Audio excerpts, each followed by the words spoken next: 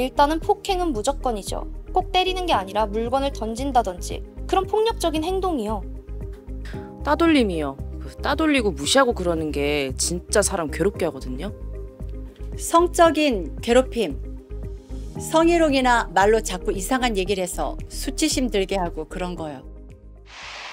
안녕하세요. 이번 시간에는 일명 직장 내 괴롭힘 금지법에서 정하고 있는 직장 내 괴롭힘 행위를 어떻게 판단할 수 있을지에 대한 다양한 사례를 살펴보도록 하겠습니다. 역시 함께 이야기를 나눠주실 두 분 모셨습니다. 안녕하세요. 네, 안녕하세요.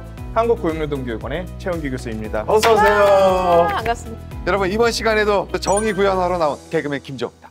저스티스! 저스티스! 반갑습니다. 약간 저스티스, 이거 우리 구호가 된 것 같은데요? 이게 참 맞네요. 직장 내에서 근데 좀 부당하다고 느껴지거나 기분이 좀 좋지 않은 어떤 행위를 당했을 때 그 모든 것을 직장 내 괴롭힘이라고 좀 볼 수는 없잖아요. 그렇죠. 만약에 내가 실수를 해서 상사에게 혼이 났어요. 그런데 내가 기분이 나쁘고 억울하다고 해서 모두 직장 내 괴롭힘으로 신고할 수는 없는 거잖아요. 맞습니다. 직장 내 괴롭힘이 성립하기 위한 어떤 조건들이 있을 것 같아요? 네, 일단 직장 내 괴롭힘이 성립하려면 크게 4가지의 고려 요소가 있는데요. 첫 번째로는 직장 내 괴롭힘을 한 행위자, 두 번째로는 직장 내 괴롭힘 피해자, 그다음에 세 번째로는 직장 내 괴롭힘이니까 행위 장소도 중요하겠죠. 그다음에 가장 중요한 것은 직장 내 괴롭힘의 개념에 3가지의 요건을 충족을 할 필요가 있습니다. 그렇다면 행위자가 이 가해자를 뜻하는 거죠. 그럼 같은 직장에서 근무하는 근로자 외에 또 누가 있을 수 있을까요? 근로자와 한 가지 더 있어요. 바로 사용자입니다. 사용자? 네. 사용자가 뭐죠? 자, 우리 근로기준법에서는요, 사용자를 정의하고 있는데 사업주뿐만 아니라 사업 경영 담당자, 그리고 사업주를 위해서 행위하는 자까지 포함이 되어 있습니다. 그런데 그 직장 내 괴롭힘을 신고하면은 사용자 시스템에 의해서 조사나 조치가 이루어지잖아요. 근데 이제 행위자가 사용자라면은 과연 이 공정하게 이루어지나요? 자, 원칙적으로 이제 객관적인 조사나 조치가 이루어져야 되는데요. 현실적으로 사용자가 그 가해자인 경우에는 그 이행을 담보하기 어려운 부분이 있기 때문에 행위자가 사용자인 경우에는 지방고용노동관서에 신고를 해서 근로감독관이 직접 조사를 하거나 직장 내 괴롭힘 금지 의무 위반에 대해서 과태료가 부과될 수 있습니다. 저 개인적으로 궁금한 게 있습니다. 그렇다면 행위자가 직접 제가 직장 내 괴롭힘을 했습니다 하고 이렇게 자성하는 경우도 있나요? 그런 경우는 잘 못 본 것 같습니다. 그러면요 교수님, 사용자에게 과태료가 부과된다면 뭔가 회사, 이 사업장에 부과가 되는 건가요? 아니면 개인 사람한테 부과되는 건가요? 자, 현행 근로기준법에서는요, 과태료 부과 처분의 대상자는 사용자 개인을 의미를 하고 있습니다. 속 시원하다. 네, 그러면 반대로 피해자도 직장 내 괴롭힘으로 인정될 만한 이제 조건이 있을 것 같은데, 예를 들면 뭐 정규직만 해당하고 계약직은 안 된다든지 그런 어떠한 조건이 있나요? 뭐 그렇지는 않습니다. 일단 피해자인 근로자는 고용 형태라든지 뭐 근로계약 기간 이런 거는 중요하지 않고요. 근로관계에 놓여져 있는 근로자라면 모두 다 포함이 됩니다. 저는 그것도 궁금합니다. 행위 장소는 어디까지 포함이 되는지. 일단은 직장 내 괴롭힘이니까 회사 내부일 것 같은데 그래도 좀 여유 있게 잠깐만 저기서 이제 김 부장님 담배 피고 계시고 그래서 이제 커피숍에서 서로 뒷담화 하고 있고 하니까 약간 반경 한 1km는 잡아야 되지 않을까요? 사실 직장 내라고 하니까 이제 장소로 많이들 인식하시는데요. 그렇지는 않고요. 네.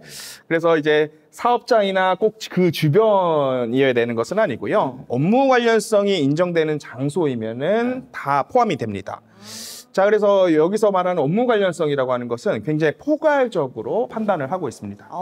그러면 외근이나 뭐 출장 장소, 뭐 행사가 있다면은 그 행사 장소도 포함이 되는 거네요? 네, 그렇습니다. 그다음에 우리가 또 업무를 수행하다 보면은 회식도 많이 하게 되는데 회식 장소도 다 포함이 되고요. 그다음에 사적 공간이라도 업무 관련성이 조금이라도 있으면 해당합니다. 근데 요즘에 그 메신저나 SNS를 정말 많이 이용을 하는데 온라인 공간도 행위 장소로 볼 수 있을까요? 네, 당연히 뭐 포함됩니다. 야, 니들 아이디 외웠다. 너 나한테 막 댓글 달아가지고 막 하지 마. 다 외웠어, 너희들. 네. 그래서 업무 수행이 이루어지는 장소라면 온 오프라인 가리지 않고 다 인정이 된다라고 말씀드릴 수가 있겠습니다. 다행이네요. 네, 직장 내 괴롭힘이 성립하는 그럼 4가지 요소 중에 행위 요건을 그럼 알아보도록 하겠습니다. 자, 행위 요건은 아까 말씀드린 바와 같이 직장 내 괴롭힘과 관련된 개념에 해당하는지 여부라고 보시면 될 것 같습니다. 근데 지난 시간에 저희가 배웠잖아요. 사용자 또는 근로자가 직장에서의 지위 또는 관계 등의 우위를 이용해서 업무상 적정 범위를 넘어 다른 근로자에게 신체적이나 정신적 고통을 주거나 근무 환경을 악화시키는 행위라고요. 네, 바로 그 3가지 요건입니다. 그래서 첫 번째로는 직장에서의 지위 또는 관계를 우위를 이용했는지 여부. 그다음에 두 번째로는 업무상 적정 범위를 벗어난 행위인지 여부. 그다음에 세 번째로는 근로자가 신체적, 정신적 고통을 겪거나 아니면 근무 환경이 악화됐는지 여부를 체크하도록 하고 있습니다. 그렇다면 그 3가지 중에서 하나만 포함이 돼도 직장 내 괴롭힘으로 볼 수 있는 거죠? 아니요. 3가지 요건 모두 충족을 해야 됩니다. 오, 그렇군요. 네, 그럼 직장에서의 지위 또는 관계 우위를 이용했는가? 이걸 따져보면 조금 애매할 수 있잖아요. 요즘은 직급 체계를 아예 없는 누구님, 누구님 이렇게 부르는 사업장도 굉장히 많고요. 또 공식적인 지위가 아닐 수도 있잖아요. 그러니까 업무상 적정범위라는 선이 뭐 이거 쭉 그어져 있는 것도 아니잖아요. 그러면 이건 어떻게 판단하는 거죠? 네, 말씀 주신 바와 같이 직장 내 괴롭힘의 요건 판단에 있어서는 하나하나가 좀 판단하기 어려운 부분이 있는데요. 그렇기 때문에 직장 내 괴롭힘 행위가 있었던 정황이라든지 그다음에 당사자의 업무, 그다음에 회사의 어떤 특수한 사정 이런 것들을 종합적으로 고려할 수밖에 없겠고요. 결국은 다양한 사례나 판례를 통해서 정립된 어떤 기준하고 사건의 어떤 사실관계들을 종합적으로 좀 고려해서 판단해 볼 수밖에 없을 것 같습니다. 네. 그래서 여러분들의 이해를 돕기 위해 지위 또는 관계 우위를 판단하는 데 참고할 만한 사례가 준비가 되어 있습니다. 보면서 함께 이야기 나눠볼까요? 우리 회사는 업무 특성상 소수의 인원이 콥이라는 부서 개념의 그룹을 만들어 협력하고 있습니다. 서로 긴밀히 협조해야 함에도 이들이 나를 따돌리기 시작한 건 이미 오래된 일입니다. 이미 오랜 시간 따돌림을 당하셨군요. 저런 거 정말 짜증나. 지금 메신저로 서로 욕하는 거네요. 힐끔힐끔 보면서 키득키득하고 오른손으로 턱을 또 베는 게 가네잖아요. 포인트. 나 지금 네 욕하고 있어. 원래 약간 누나도 이런 같이 거. 하자. 오른손으로 짜요. 또 어떻게 하면 화가 나면 할 수 있는지. 그쪽으로 아예 안 보겠다. 아마 어떻게 저럴 수가 있지? 엄청 받을 듯? 저 학창 시절에 저러면 안 되는 건데. 성인이 돼서까지. 정말 못됐다. 커피도 혼자 드시고. 어머 어떡해 메신저를 봤나 봐요. 아이고. 극혐. 너가 더 극혐. 아니 저 사실 업무 때문에 스트레스 받는 거 동료들로 같이 풀어야 되거든요. 맞아요. 근데 업무 스트레스에 동료 스트레스까지.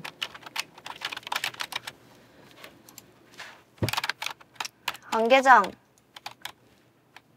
어? 계장? 대답도 안 해요. 심지어 안 계장님. 선임이네요. 네. 계장님 안 들려요? 이야. 대답을 안 해요? 저 눈 봐. 미국 지사에서 자료 보내주기로 한 거. 저거. 오늘 연락 받았어? 심지어 업무 얘기하는 건데. 보셨어요? 어깨. 몰라요. 업무 진행 상황 같은 걸 공유도 안 해주는 것 같습니다. 아 맞다. 김 과장님, 지난번 프로젝트 결과 보고선 전략팀이랑 공유하는 게 낫지 않겠어요? 어떻게 보면 도움될 만한 저거는 자료 있을 텐데. 약간 조언일 수도 있잖아요. 과장님, 근데 그것도 무시해버리고 이번 프로젝트 보고서 본인들끼리만. 사내만 자기끼리 공유할까요? 이제 업무 아니면 얘기하네요? 전략팀 야, 다 이건 공유해버릴까? 성적인 관계를 넘어서서 귀찮게 꼭 그래야 되나? 뒤집혔다 이렇게. 그죠? 저는 뭐 손해볼 건 없겠지. 그래서 요즘에는 의질 뭐 이런 것들도 뭐 사회적으로 국내 쪽은 문제가 안 많이 계장이 되고 알아서 있는 것 해주고 같습니다. 해외 쪽은 오더라면 왜 내가 그러는 처리할게.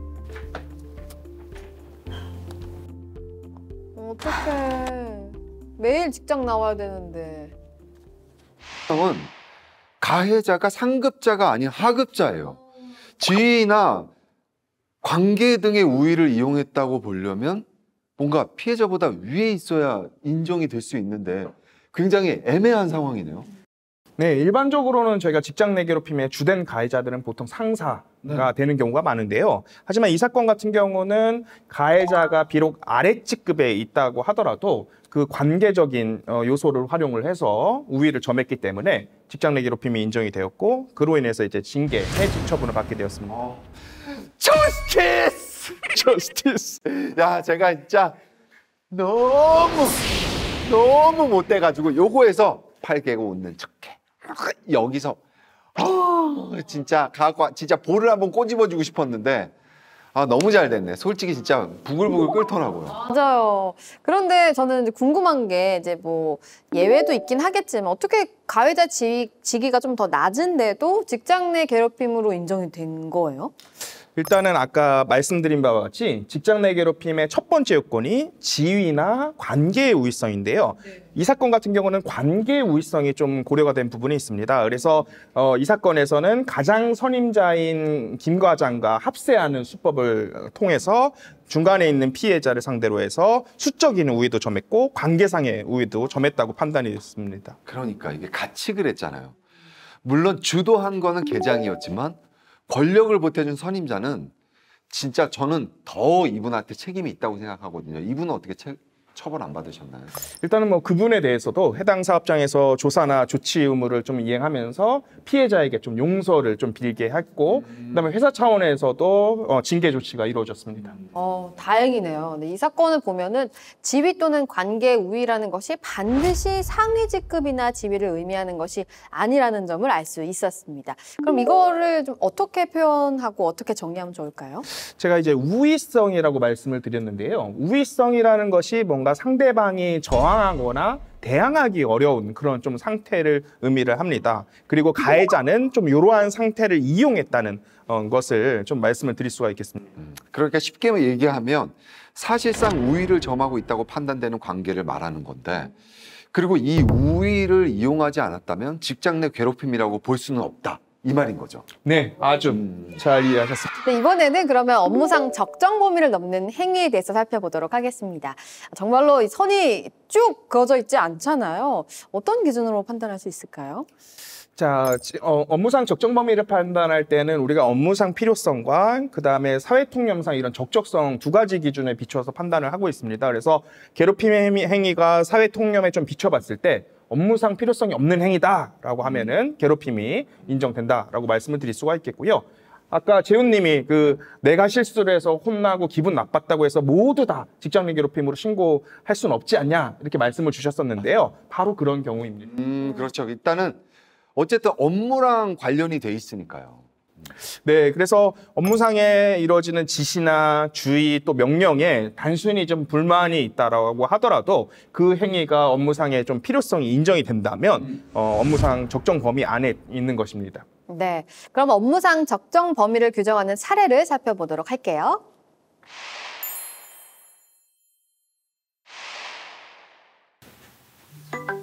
이게 어떤 상황이죠? 생각부터 누구야? 이제 월요일 날 업무와 관련돼서 이제 기사 휴일에 확인해봐. 연락- 교육청에서 벌써 보도자료 냈다고. 일요일 아침이네 지금. 태고시 이걸 교육청 절대 건들면 안 되지. 직업기교 학생들을 솔직히. 대상으로 4차 산업형 인재 양성 캠프 개최? 뭔가 뭐 봐요. 일요일부터 저런 걸 지금 업무를 이거 보라고 연락한 거야? 이 새벽에? 별로 새벽이야? 중요한 것도 뭐 아닐 수 어쩌라고. 있는데 새벽에. 뭐 어쩌라고 하고 보내. 헉. 그래서 상사한테 헉 보내신 거예요? 헉이 아니라 바로 보도자료 준비해서 내겠습니다라고 해야지. 또 이렇게 답장이 왔어요. 야. 아유 진짜. 그러면 심지어 아침에 출근하고 저 상사는 이게 지금 되잖아. 일요일도 일하고 있는 거잖아요. 좀 뭐 할 말이 없긴 하네. 근데 잠은 닫겠다 일단. 야, 송. 네? 거기 위탁업체 교육 운영 실적 리스트 있지? 그거 빨리 좀 가져와봐. 네. 지금 약간 굉장히 지금 바빠요. 느낌이. 맞아요. 뭐 검사 받는 것 같고요. 이게 뭐야 이거? 이 강의는 교육선 모집 5명 앉혀서 폐강했잖아. 담당자가 좀 업무하면서 실수가 있었던 네, 것 같습니다. 그랬죠. 아니 근데 이거 좀 봐봐. 왜 교육이 한 번 진행한 걸로 결제돼 있어 이거? 어? 이거 어떻게 된 거야 이거? 팀장님 그건 제가 지금 확인을 좀 해. 실수하셨군요. 야, 교육생 5명 안 되면 폐강인 거 확인 안 했어? 오늘 저거 업체 충분히 할수 폐강인지 있는 통보 거. 안 해서 그냥 수업한 거야? 아니면 업체는 수업 안 했는데 폐강인지도 모르고 결제 올린 거야? 뭐야? 지금 그러니까 굉장히 그걸 지금 제가 업무적인 확인해봐야 알 것 이야기인 거죠. 같습니다. 뭐 야, 일 똑바로 못하냐? 감정적인 일은 5명도 못 채워서 강의도 못하는 업체나 야, 그 담당자나. 네네. 네가 그러고도 그 담당자야? 조금 언성이 높아지시긴 했네요. 아이고, 원성이 짜증났어. 올라갔다. 마침 여기 많이 있었네. 짜증났었다. 야, 인턴. 야, 어떻게 지금 이거 어떻게 된 거야? 인턴이에요. 네. 목재 가공실 예약 말이야. 목재 가공실 왜요? 목재 가공실 예약한 사람이 와서 예약했는데 이미 사람이 있어서 못 쓴다고 항의하잖아. 이거 어떻게 된 거야? 이거 뭐 이중 예약하셨나? 업무 아, 오류가 좀 있었던 것으로 예약이 보이는데요. 마감 직전에 이게 잡혀서 어쨌든 저는 예약이 없는 줄 알고요. 야, 그 담당자 미쳤어? 입장에서 프레스는 다 지금 목재 저분이 가공실은 다 무조건 책임을 지셔야 100% 되는 온라인 예약제로 상황이니까. 운영된다고 내가 말했어 안 했어? 아니 짜증이 근데 날 예약 수도 없는 줄 있을 것 알고 같다는 생각이 어차피 듭니다, 쓰는 지금. 사람도 없으니까 그러니까 예약 안 이제 했어도 인턴이 그냥 와서 쓰라고 했어요. 자기 너 진짜 미쳤냐? 임의대로 그걸 예약을 네 맘대로 받았나 얘기했어? 봐요. 이건 일괄적으로 운영 안 하면 미쳤네요. 나중에 무지하게 골치 심도- 아파진다고 내가 얘기했잖아. 예약자가 있는지 없는지 아이고, 똑바로 확인도 안 하는 게 모르겠다. 그게 정상이야? 야, 이게 뭔가 되게 네. 외줄타기 하듯이 이쪽으로 넘어갈까 말까 자, 말까 이런 넘어갑시다. 상황인 것 같아요. 팀장님 저 오늘 연장 근무예요. 이게 무슨 일을 하는데 연장까지 해? 아니, 아까 결산 일을 보고서 많이 쓸 게 시켜줘놓고. 좀 많아서요. 아이고, 그거 하나를 업무 시간에 다 못해? 아, 요거는 살짝. 조대리는 안 가? 네, 저도 연장 근무요. 아이고, 열심히들 해요, 열심히들. 아니, 왜 니들이 열심히 야근을 하는데 11시까지 하면 아침에 왜 항상 비꼬는 책상 위에 거예요? 결제문서 올라와 있겠네. 그래, 사실 어디 한번 두고 센스 있는 보자고. 팀장님이면 네, 수고하고 그러니까요. 빠져나가셔야 되는데. 자, 두 분 생각은 어떠세요? 와, 박 팀장의 행동이 직장 내 괴롭힘에 해당한다고 볼 수 있을까요? 야, 이게 뭔가 보셨죠? 이거 부채 들고 이쪽으로 가. 이쪽으로 갈까? 외줄타기 하고 있는 거. 야, 이게 지금 근데 말이 좀 심했어요. 야, 너 미쳤어? 아, 이거 뭐 똑바로 못해? 막 이런 거랑 뭐 이제 본인 감정도 좀 들어가고 그런 게 조금 좀 안 좋지 않았나. 근데 사실 저는 뭐 미쳤어 정도의 욕이고 뭐 더 심한 욕이 나오지도 않았고 이게 뭐 고객들과의 직접적으로 연결된 거니까 언행이 과하긴 하지만 업무랑 다 관련된 일이라서 저는 이 정도는 괜찮지 않나 생각이 그렇죠. 들거든요. 되게 애매해. 네. 네, 그래서 실제 이 사례 같은 경우는요, 하급시 판결에서 직장 내 괴롭힘에 해당하지 않는다고 판단이 나왔어요. 왜 그랬는지에 대해서 좀 하나씩 좀 살펴볼 필요가 있겠는데요. 처음 이야기가 새벽에 보도자료를 올리기로 한 이야기거든요. 근무 시간에 해도 될 일을 굳이 그 새벽에 연락을 해서 지시를 했는데 이 정도면 진짜 일요일은 짜장면 먹는 날이잖아요. 늦잠 자고 이 정도 건드리면 안 되잖아요. 이건 건드리면 안 돼요. 네, 그렇죠. 두 분께서 말씀 주신 바와 같이 원래 이제 근로상의 지시는 이제 근무 시간에 행해지는 게 원칙인데요. 다만 이 지시가 이루어진 정황에 따라서 좀 달리 판단될 수도 있는 부분도 있습니다. 자, 이 사건 같은 경우는 이제 메시지의 내용부터 동기의 어떤 전후 상황, 그다음에 두 사람의 어떤 관계 등을 종합적으로 고려를 해볼 때 상급자인 박 팀장이 조대리에게 보도 자료를 주말에 독려한 것은 이거는 이제 업무상 적정 범위다라고 좀 판단을 했던 것이고요. 그다음에 이제 홍보 업무를 담당하다 보니까 이게 인터넷 기사라는 좀 특수성을 감안을 하면은 누구보다도 빨라야 되니까. 예, 그러니까 담당자로서는 좀 신속하고 정확한 업무 처리가 필요하기 때문에 업무상 적정 범위를 넘지는 않았다고 판단을 했습니다. 자, 그럼 두 번째 사례로 좀 넘어가 볼게요. 두 번째 사례의 경우 업체나 담당자나 네가 그래도 담당자야! 뭐 이렇게 말씀하신 분 있잖아요. 저도 그게 뭐 조금 약하다는 생각이 들긴 해요. 뭐 이런 좀 여러 조항을 고려를 했을 때 뭐 판결에서는 상급자가 하급자에 대해서 업무상에서 발생한 오류를 좀 바로잡는 과정에서 좀 지적을 한 것이다라고 좀 판단을 했었습니다. 세 번째 사례는 아예 욕설이 대놓고 나와요. 예. 그래서 저는 욕은 선을 넘지 않았나 이런 생각이 들어서 세 번째 사례는 직장 내 괴롭힘이 확실하다 그런 생각이 듭니다. 뭐 미쳤어? 뭐 이런 비속어와 좀 욕설이 있기는 하지만 법원에서는 또 그것이 이례적이거나 좀 우발적으로 행해졌고 그다음에 사회 통념상 상급자가 인턴이 처리한 업무 오류에 대해서 좀 바로잡기 위해서 우발적으로 좀 발언을 한 것으로 봐서 직장 내 괴롭힘을 좀 인정하지 않았습니다. 자, 그럼 네 번째 사례도 볼게요. 뭐 아침에 항상 결제 문자 올라와 있겠네. 약간 이렇게 좀 비꼬셨잖아요. 이런 발언이 좀 문제가 될 것 같은데 이 발언을 과도한 업무 지시나 업무 강요로 좀 받아들였다고 해요. 근데 저는 뭐 그 정도 말은 뭐 괜찮을 것 같긴 한데 이 사례는 어떤가요? 이거 선 지킨 건가요? 거의 뭐 이쪽으로 지금 외줄타기를 지금 하고 있는데요.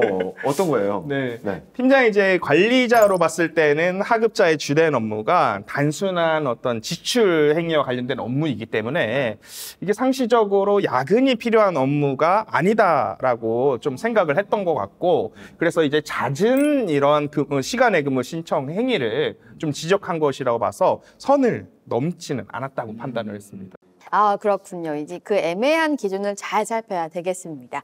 자, 마지막 요인은 신체적, 정신적 고통을 주거나 근무 환경을 악화시키는 행위에 관한 판단인데요. 어떤 기준이 적용될 수 있는지 사례 먼저 보도록 하겠습니다. 저는 사회복지활동과 관련한 단체에서 일하고 있어요. 10년 차가 지난 어느 날 직장에 새로운 원장이 부임했어요. 새로 부임한 강 원장은 사소한 일에도 화를 냈고 회의 시간에 자신의 의견에 반대할 경우 갖은 협박으로 공포 분위기를 조성했어요. 내가 학교에 있을 때 그 유명하다는 단체도 다 와해시켰는데 지금 당신들 노동조합만 믿고 말 함부로 이렇게 한다 이거죠? 두고 봅시다 어디. 가만히 안 둘 테니까. 교사들의 행동이 본인의 심기에 거슬려도 고함을 치기 일쑤였죠. 특히 교사들이 자신을 무시하고 우습게 본다며 갖가지 폭언을 퍼부었어요. 선생님들은 지금 내가 가소로워 보여요? 우스워요? 그래서 그따위로 행동을 하는 겁니까? 지금 뭐 하자는 거예요 대체? 강 원장은 다른 직원들 앞에서도 모욕적인 언행을 서슴지 않았어요. 그러다가 그날이 왔죠. 팀장 회의였는데 강 원장은 제가 말을 빠르게 했다면서 시비를 걸고 폭언을 퍼부었어요. 나하고 지금 장난쳐요? 이 원장이 아니 꿈냐고? 회의가 장난이냐고? 내가 진즉 말하려고 했는데 세상 그렇게 살지 맙시다. 저는 이런 비인격적인 언사에 겁을 먹고 모욕감을 느꼈어요. 결국 회의를 마친 다음 날 병원에서 상세불명의 우울 에피소드와 적응장애의증이라는 진단을 받았죠. 그 며칠 후에는 동료 선생님들과 회의하던 중에 예고 없이 방문한 강 원장을 보고 공황 발작으로 쓰러지기도 했어요. 결국 저는 경도 우울 에피소드에 대해 산업재해보상보호법상 업무상 질병을 판정받아 약 1년간 병가휴직을 하게 되었어요. 저의 휴직 기간 중 직장에서는 강 원장의 언행에 대한 신고를 받고 조사하여 징계 처분을 내렸다고 해요. 강 원장이 징계 처분이 끝나고 바로 퇴직하는 바람에 제가 복직했을 때는 이미 직장에 없었어요. 하지만 저는 아직도 그때의 여파로 중증도의 우울증과 공황장애로 고통받고 있습니다. 자, 이번 사건은 상사인 강 원장의 직장 내 괴롭힘으로 인해서 우울증이나 공황장애와 같은 정신과적 질병이 발생했음을 주장하면서 위자료와 치료비 등을 청구한 손해배상 소송입니다. 어떤 판결이 나왔을까요? 이거는 좀 상사의 폭언으로 인한 스트레스로 질병이 유발한 거니까요. 신체적, 정신적 고통을 받은 거니까 이건 직장 내 괴롭힘 맞는 것 같습니다. 저도 이거는 뭐 직장 내 괴롭힘 맞다고 생각해요. 한 가지 마음에 걸리는 게 강 원장이 폭언을 한 대상이 피해자지만 유독 뭐 괴롭힌 게 아니라 다수를 상대로 했다는 그 점이 살짝 걸리긴 합니다. 일단 결론부터 말씀을 드리면 직장 내 괴롭힘에 해당하지 않는다라고 판결이 났습니다. 자, 근거 중에 하나가 강 원장이 이 교사에게 직접적으로 폭언한 것은 진술에 나와 있는 것처럼 교사회에서 유일하게 한번 행해졌다는 점이 고려됐습니다. 근데 그래도 결과적으로 보면은 이제 강 원장과의 관계나 뭐 업무에 있어서 굉장히 과중한 스트레스를 받았고 또 질병까지 얻게 된 거잖아요. 그런데도 인정이 안 되나요? 일단 뭐 법원에서는 직장 내 괴롭힘 행위자의 어떤 폭언이나 모욕적인 언행이 법에 어긋나는 불법적인 행위가 되기 위해서는 단순히 기분이 좀 상한다든지 스트레스를 받는다 정도는 부족하고 상대방으로 하여금 좀 참을 수 없는 정신적 고통을 뭐 초래한 행위라든지 아니면 인격을 침해한 정도까지 이르러야지 한다고 보고 있습니다. 강 원장의 폭언이 감내할 수 없는 정신적인 고통을 초래했다고는 보여지지 않는 거네요. 네, 왜냐하면 그 피해 정도를 좀 우리가 추측하고 판단할 때는 피해자와 같은 처지에 있는 일반적이고 평균적인 사람을 기준으로 하고 있거든요.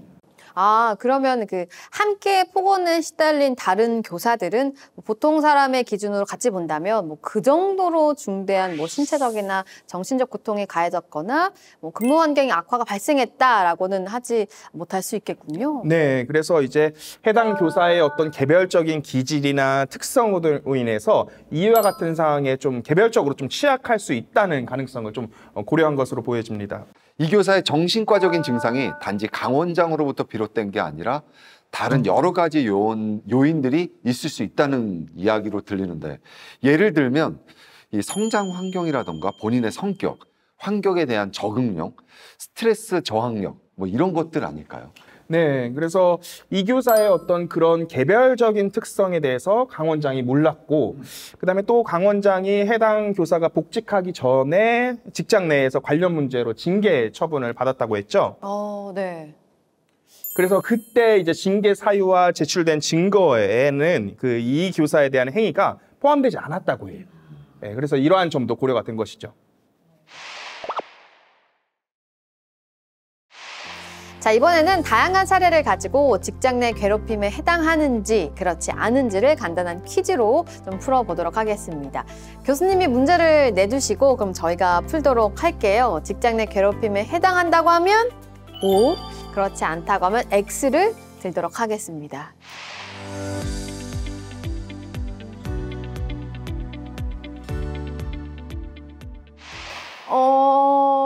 저는 X입니다. 이게 뭐 과도하게 고통을 주는 괴롭힘 행위는 아닌 것 같아요. 뭐 그냥 한두 살 속일 수도 있는 거잖아요. 그리고 저는 맞다고 봅니다. 일단은 우리 한국 사람들은 화나면 야, 너 몇 살이야?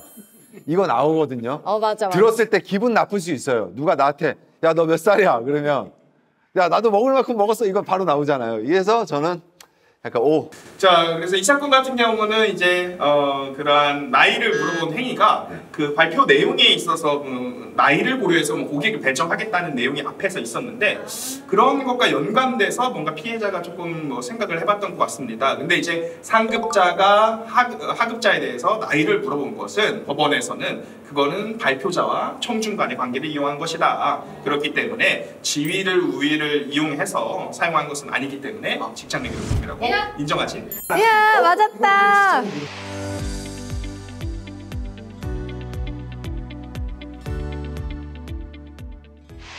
이거 문제가 너무 쉽네요. 이거 일단 지위의 우위, 업무의 범위, 뭐 근무 환경 악화 뭐 다 맞는 것 같은데요? 저는 뭐 이것까지 우리 작가님이 혹시 재호 씨 X 들어주세요라고 하면 저는 무조건 O 들려고 그랬거든요.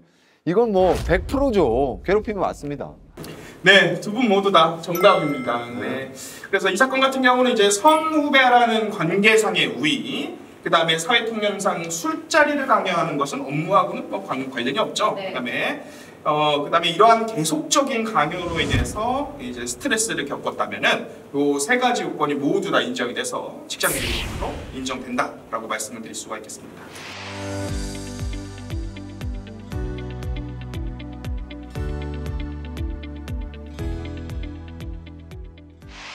이거는 좀 너무했네요. 왜 그 직장인들 스트레스 받게 그 아시죠?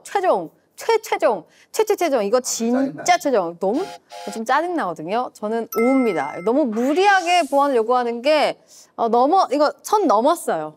저는 요 말에 매우 적극 공감하지만 또 한편으로 생각하면 그 상사도 계속해서 업무를 같이 하고 있는 거잖아요. 그래서 요게 살짝 요 또 나왔다. 줄타기 애매해 하지만 일반적으로는 같이 업무를 열심히 하고 있는 거니까 요건 살짝 X가 아닐까 싶습니다. 이 사건 같은 경우 일단 직장 내 괴롭힘으로 인정되진 않았고요. 예스! 그렇기 야! 때문에 두 분 모두 동점으로 결과가 나왔습니다. 자, 이 사건 같은 경우는 이제 디자인 향상을 위해서 업무를 좀 수차례 좀 지시했다고 하더라도 그 행위가 이제 업무상 필요성이 인정이 된다라고 보았고요. 그다음에 지시를 하는 방식에 있어서도 크게 이제 사회 통념적으로 크게 무리가 없다라고 봤기 때문에 직장 내 괴롭힘으로는 좀 보기 어려울 것 같습니다. 괴롭힘이라는 말 자체에는 아주 많은 행위가 포함되어 있는데 직장 내 괴롭힘의 여부를 판단하기 위해 필요한 분명한 기준을 알 수 있어서 진짜 유익한 시간이었습니다. 네, 이렇게 다양한 사례를 살펴보고 더 많은 유형을 익혀서 예방 매뉴얼을 더욱 풍부하게 하는 데 도움이 되었으면 좋겠다는 생각이 듭니다. 네, 직장 내 괴롭힘 여부를 좀 객관적으로 판단할 수 있는 능력을 향상시키고 그다음에 직장 내 괴롭힘 제도에 대해서 좀 이해를 높여서 자신을 지키고 그리고 건강하고 행복한 직장 생활을 하시는데 도움이 될 수 있기를 바랍니다.